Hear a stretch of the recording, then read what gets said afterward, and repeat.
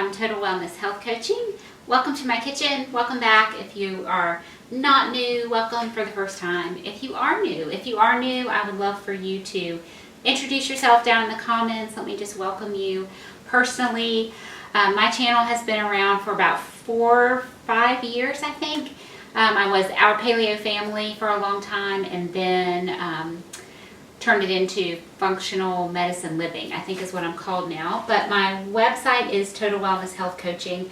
I kind of wanted to move away from that paleo name because we are kind of branching out from paleo in my family. However, I'm still a huge fan of paleo. If you're new to functional medicine, new to kind of getting your health under control with diet and lifestyle, the paleo diet is a great place to start.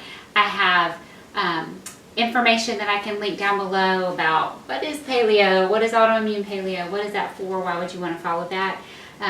But I'm doing a little more broad typed recipes these days, not strictly paleo.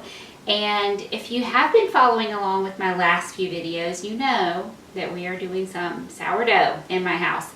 All gluten-free. We are still gluten-free, 100%. But we're kind of dipping our toes in the gluten-free sourdough movement. So today we're going to make biscuits, one of my very, very, very, very favorite foods on the planet. And on my old website, there were, I don't know, 4 or 5, maybe even 6 recipes for biscuits. I have been working on a good biscuit recipe that fit our particular diet for a long, long time. And I have some good paleo biscuit recipes for sure if you need to stick with paleo. But since we can now do a little bit of grains and a little bit of dairy, I have found the most amazing biscuit recipe, and that's what I'm going to share with you today, and it uses my sourdough starter.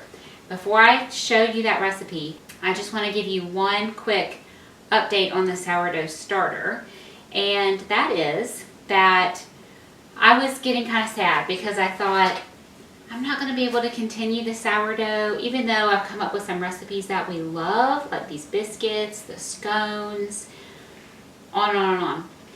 Because I don't need to make something every day. And sourdough is something that it's alive. You have to feed it every day. And so you either have to be using it or throwing it away. And I mean, all food is expensive across the board. Gluten-free food is even more expensive. And I just could not be throwing it away. So I know that you can sort of park your sourdough in the fridge. It'll go dormant-ish, and then you can pull it out and feed it. Well, I did that for about 4 days at a time, and then 5 days at a time, and then a week at a time. And it was never quite right when I pulled it out. I basically started over at one point a few weeks ago.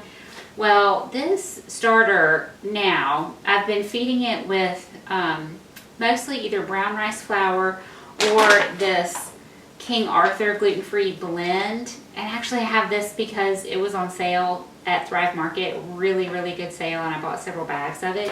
So I just had more of that than my buckwheat and teff and sorghum and this whole blend I put together. That's how I started my sourdough, and it worked great. But I decided to try just one of these blends just for my own personal convenience. And I feel like the taste of the products is the same. It's fermented just the same, but I've been able to leave it in the fridge dormant for a longer period of time. So this starter was in the fridge for 2 weeks. I knew I was pushing it. I knew I was potentially going to have to start over. But I pulled it out this morning. Oh my goodness, look at it. I pulled it out this morning. So this bowl, this old Pampered Chef bowl, I love it because for a lot of reasons, but it has measurements on the side. I took it down to about a cup of starter. I did throw some away because I had about 3 cups in there, and I wanted to feed it and get it real bubbly and happy again, and so I threw away about 2 cups of it and left a cup so that I didn't have to feed. If I had 3 cups of starter, I would have needed to feed it 3 cups of flour, and I would have had this enormous amount of starter, and I did not want that. So I took it down to about a cup, maybe a cup and a half. I fed it about a cup to a cup and a half of flour and equal amount of water, stirred it up, And I mean, it's about 6 cups now. And I already used a half a cup to make a batch of scones that are getting ready to go in the oven. And I need to turn the oven on for those. So, wow, I hope that makes sense. But all that to say, I've been able to keep this guy in the fridge for a couple weeks. He was totally fine. I did throw away some, so there was some waste, which I could have used to make some pancakes for breakfast or waffles for breakfast, or I could have made some pizza crusts and stuck in the freezer, something like that. But I simply did not have time to do that today. I made the choice to throw some away. But that was, you know, it had grown. It didn't really represent 2 cups of flour. It represented maybe a cup of flour. Instead of doing that every single day or forcing myself to cook something that I don't really need to every single day, it was just that little bit of waste over the course of 2 weeks instead of what would have been either an excessive amount of baking or an excessive amount of waste. Follow me? Don't hesitate to ask me any questions. I know it's confusing. But I want you to just see how bubbly and happy and active it is. So it's summer right now, but our house is air conditioned. But it is still warmer and more humid in here than it would be in the wintertime, just because it's like a real feel outside of about 100 today. Super hot, super humid. So it just real happy here. Okay, so let's make the biscuits. I need to start with 4 tablespoons, I'll get to that in a minute, 4 tablespoons of cold butter. You can make this dairy-free if you want. I'm not. I'm using butter, and I'm using buttermilk. But you could use lard, which I was going to use lard, but my lard is outside, and so I'm just being lazy. Or you could use cold palm shortening. I actually have done that with some of my paleo biscuit recipes, and it really does work just fine. But I really like the butter flavor, and we are all tolerating butter really well right now. It was not super safe. I should have not been lazy and gotten out a cutting board. So we're going to do like a typical biscuit recipe. I'm going to cut my butter into my flour mixture. So if you've ever seen that in a recipe and you have no idea, what does that mean to cut in the butter? I'm going to show you. So I want a cup of this gluten-free flour and a quarter, cup and a quarter.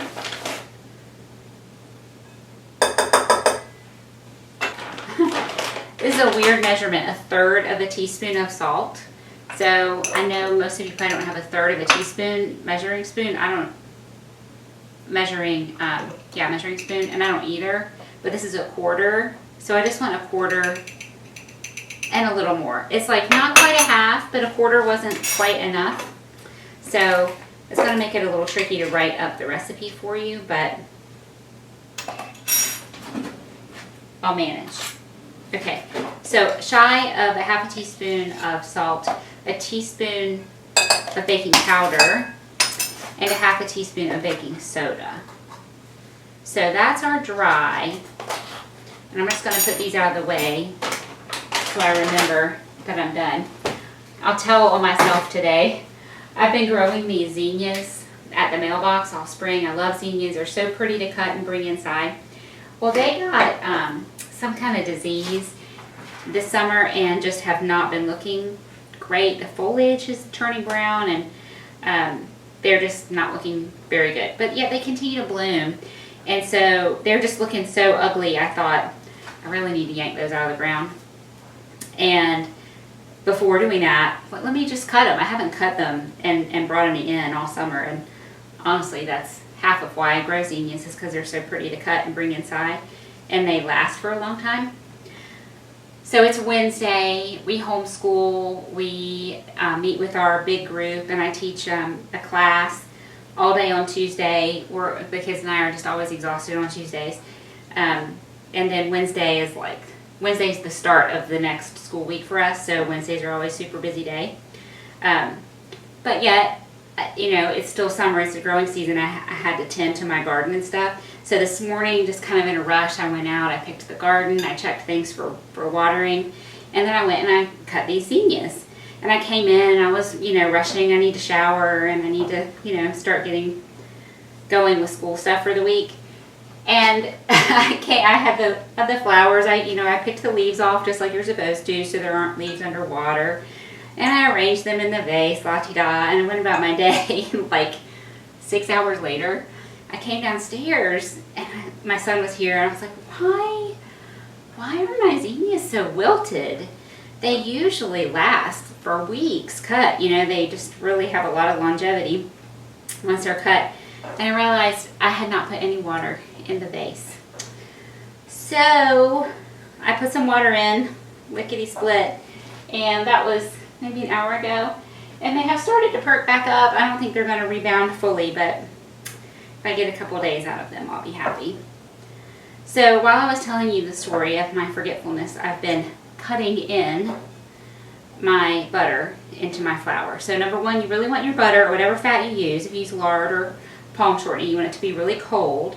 And I'm just using my hands because I think it's way easier, but I think it's called cutting in because have you ever seen those pastry cutters? It's like a wooden handle and then kind of a elongated half circle or like a half oval of these wires, and you would just use that and it would kind of do the same thing that I just did with my hands, but I would rather just use my hands than have another tool in my drawer. So you can zoom in from above and see it's like wet clumpy sand is kind of the texture. And then we want to mix in our wet ingredients. Let me wash my hands. Okay, so our wet ingredients, we have 3 things. We have starter, honey, and milk. And so just because the consistency of the starter is not always the same, sometimes it's a little more liquidy, sometimes it's a little thicker. I'm going to put the other liquids in before I put in my milk. Okay, so a half a cup of the starter and a half a tablespoon of honey. I'm not going to measure that. I'm just going to squirt in a little honey. And then a quarter of a cup of milk. And I'm using buttermilk because it tastes so good. And makes such a nice finished biscuit.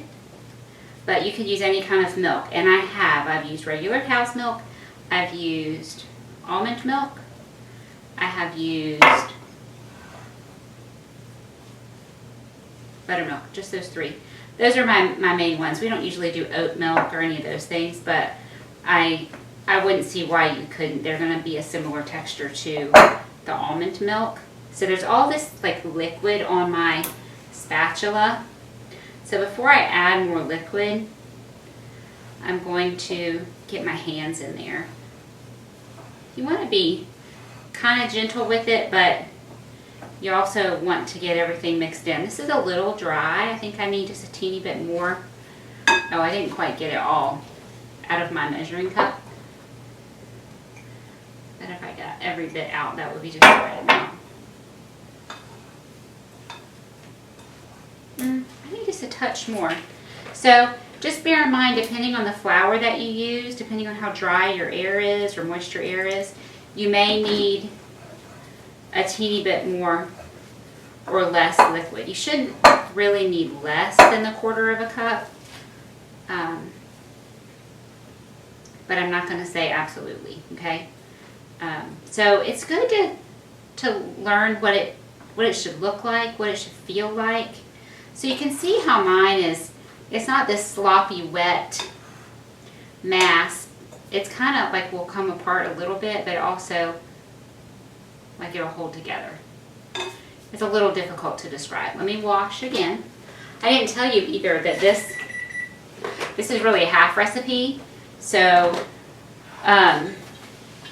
normally I would make twice as much, so twice as much of all the every ingredient that I just described. And I really should have done that tonight. I wasn't thinking I had planned to do the half recipe. Because they're so good left over, just put them in a container and stick them in the fridge. You can heat them up in a toaster oven, in the oven, split them and heat them up on a skillet. You could pop them in the microwave. They're just so good left over. And they also freeze really well. So if you have a small family and wanted to go ahead and make the full-size batch, just go for it and freeze half. You can obviously cook these in a baking pan, but I love to use my cast iron one. My iron is just always low, historically low, and so the more I cook with my cast iron, the better my iron levels are, hemoglobin levels, and so I do it for my health, but also these are grandma's skillets. It makes me happy to bake with her skillets. And they're like a nonstick pan, so they're super easy to clean. So that's it. 1, 2, 3, 4, 5, 6, 7, and then there's like a little bit left. So that can be my little sample one. And I put a little butter in the skillet, put it on the stove, and just melted that down to coat the bottom of my skillet, which of course will taste great. But if your cast iron is seasoned really well, you don't have to do it. I did that mostly for flavor. And then I'm going to just put a clean tea towel over the top, set it back in the corner, and let them rest for about 30 minutes, and then I'm going to bake.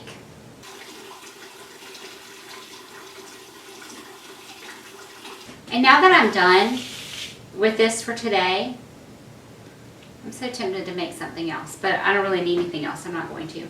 I'm just going to put my cheesecloth back on top, put my lid on, and put it back in the fridge. And when I'm ready to bake again in a couple weeks, it'll be ready for me.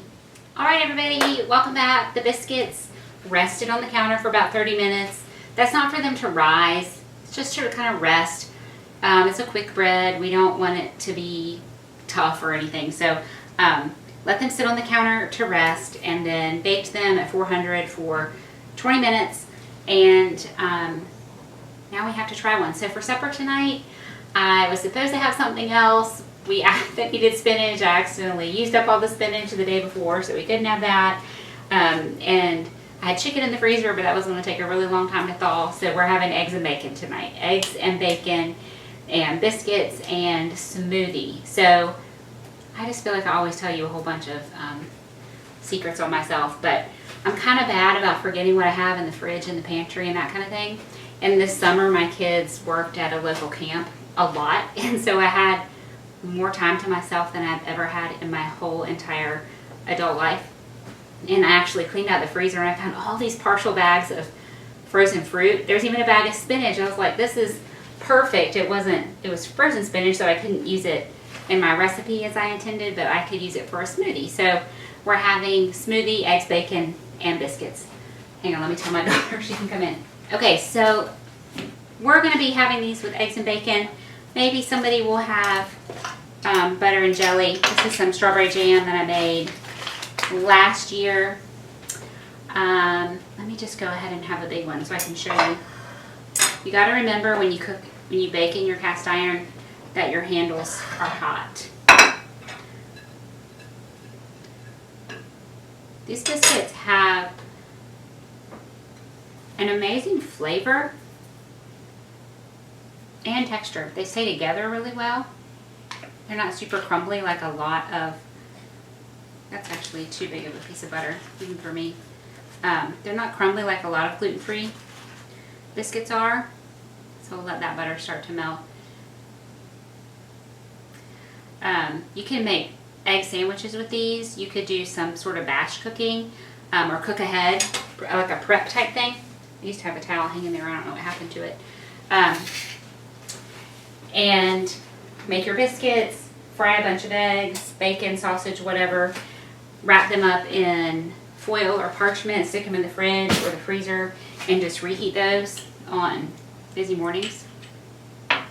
Like I said, these do freeze, refrigerate, reheat beautifully. Hold together nicely.